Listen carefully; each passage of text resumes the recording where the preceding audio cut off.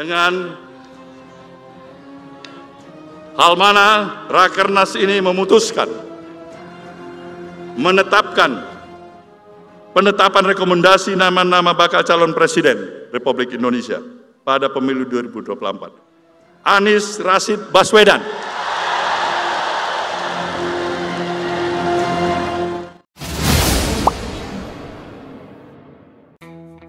Sah, Anies resmi dicalonkan presiden oleh Nasdem. Sahabat cerita politik, Ketua Umum Partai Nasdem Surya Paloh umumkan Anies sebagai calon presiden usungan Nasdem, yang merupakan pilihan langsung dari rapat internal DPW seluruh Indonesia dalam Rakernas Nasdem di GCC, Jakarta Pusat, Jumat 17 Juni 2022. Anies Baswedan dipilih karena menempati posisi puncak dengan 31 suara DPW yang menginginkannya menjadi presiden Indonesia. Dua nama lain yang juga diusulkan adalah Gubernur Jawa Tengah Ganjar Pranowo dan Panglima TNI Andika Perkasa. Dua nama ini diusulkan hanya untuk memenuhi slot 3 nama yang disiapkan di Rakernas Nasdem. Jika setiap DPD hanya diberi ruang mengusulkan 1 nama saja, maka nama yang muncul hanya Anies Baswedan, tidak ada Ganjar dan Andika.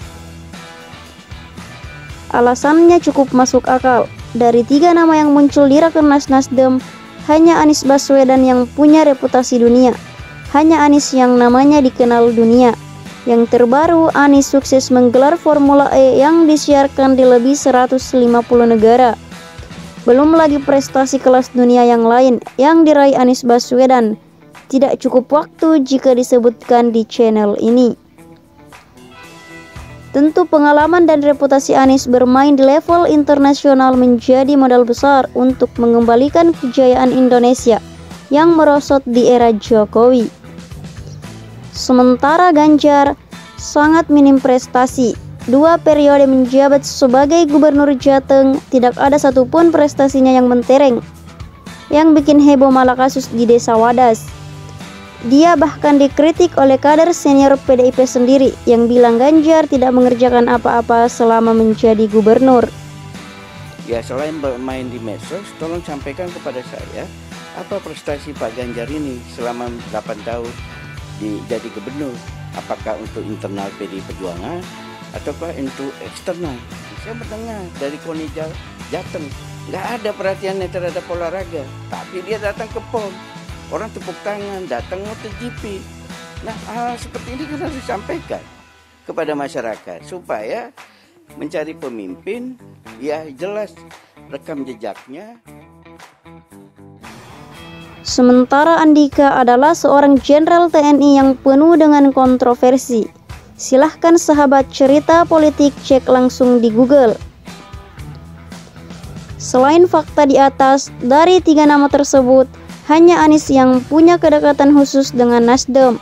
Diketahui Anies adalah salah seorang deklarator Nasdem saat masih sebagai ormas. Nasdem adalah rumah bagi Anies. Seorang Anies Baswedan, ya, rumahnya memang dari sini berangkatnya. Boleh kalian tanya.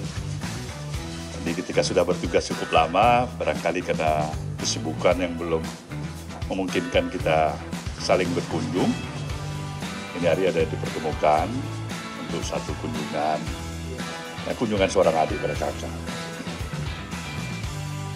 Maka dapat dipastikan Nasdem akan mencalonkan Anies Baswedan di Pilpres 2024 mendatang. Dengan hal mana Rakernas ini memutuskan menetapkan penetapan rekomendasi nama-nama bakal calon presiden Republik Indonesia pada pemilu 2024. Anies Rashid Baswedan.